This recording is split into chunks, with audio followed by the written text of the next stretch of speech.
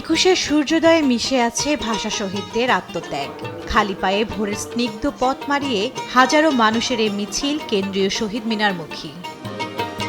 কারো হাতে একগুচ্ছ ফুল, কারো হাতে একটি মাত্র লাল গোলাপ, আবার কেউ নিয়ে এসেছেন বর্ণমালার প্লেকার্ড। বাংলাদেশের নাগরিক হিসাবে অবশ্যই একুশকে লালন করে এবং ধারণ করে এবং এটাকে নিয়ে আমরা গর্ববোধ করি। এমন একটা ভাষা যেটার জন্য একমাত্র জীবন দেওয়া হয়েছিল, তো সকালবেলা ফেরিতে ফুল দিতে এসে খুবই ভালো লাগে।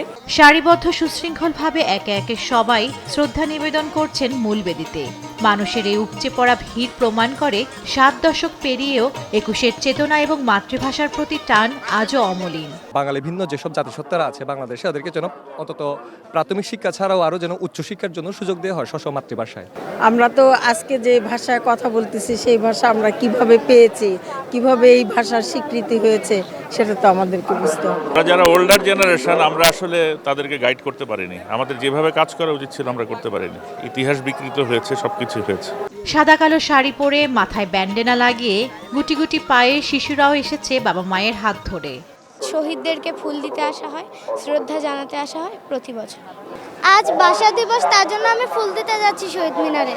সেই চিরচেনা আবেগ, প্রভাত ফেরি এবং শহীদ মিনারের জনস্রোত সব মিলিয়ে দেশ জুড়ে মাতৃভাষার জয়ধ্বনি। শহীদ বেদিতে পুষ্পস্তবক অর্পণ কেবল কিছু ফুলের সমাহার নয়, এটি একটি জাতির অকৃত্রিম ভালোবাসার বহিঃপ্রকাশ। আজ যে জনস্রোত আমরা দেখছি তার মূল সুরটি হলো নিজ ভাষাকে ভালোবাসা এবং এর শুদ্ধ চর্চা বজায় রাখা। কেন্দ্রীয় শহীদ মিনার থেকে জান্নাতুল মোহনা, দেশ টিভি, ঢাকা।